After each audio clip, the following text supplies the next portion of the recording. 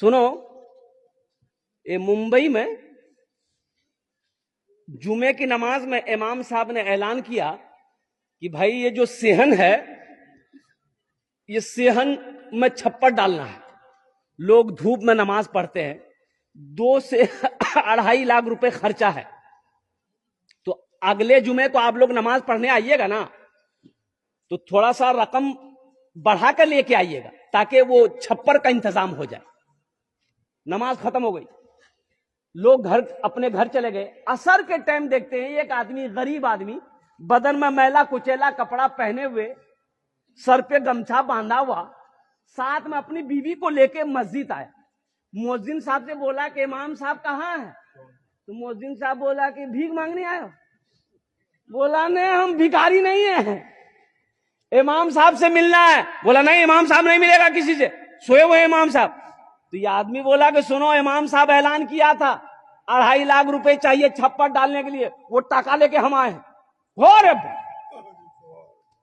مؤذن کا پیر کے نیچے سے زمین کھسک گئی کہ شکل دیکھو، لباس دیکھو، کپڑا دیکھو، 2.5 لاکھ ٹکا لے کے آیا. جلدی امام صاحب کو اٹھایا کہ اٹھیے، وہ ٹکا مل گیا.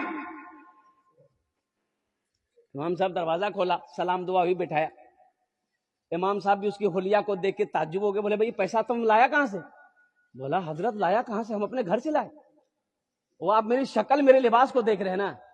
حضرت ہم امیر نہیں، ہم تو غریب ہیں، ہم کوڑا چنتے ہیں، چمکی پلوتھین بوتل چنتے ہیں، میری بیوی چنتی ہے. یہ پیسہ ہم نے بڑی محنت سے جمع کیا ہے، ہمارا گھر نہیں ہے، ہم ریلوے اسٹیشن کے بغل میں جھوپڑی بنا کے رہتے ہیں. یہ پیسہ اس لیے جمع کیے تھے کہ ہم اپنا ایک گھر بنائیں گے.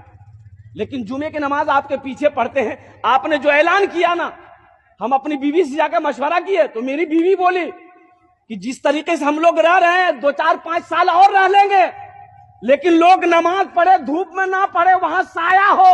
یہ پیسہ لے جا کر امام صاحب کو دے دی.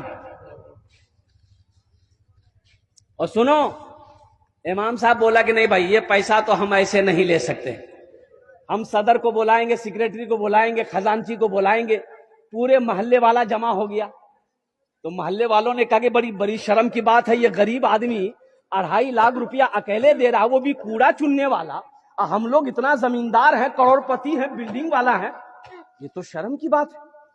بولا بابو دیکھو، تم چلے جاؤ یہ پیسہ لے کے، یہ پیسہ تم رکھو، تم اپنا گھر بنانا. بولا کہ نہیں، ہم ارادہ کر لیے، پیسہ قبول کیجیے.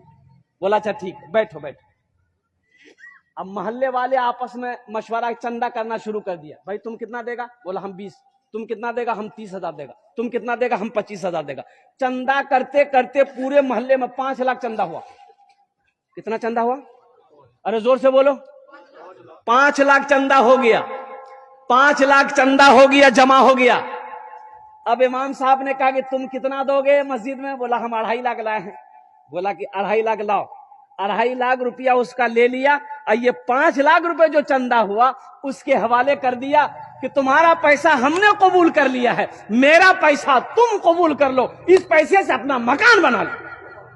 دیکھو اللہ کیسے نقد دیتا ہے، اللہ کیسے نقد دیتا ہے. وہ 2.5 دیا، اللہ کے راستے میں خرچ کیا، اللہ سنگے سنگ ساتھ 5 لاکھ دیا.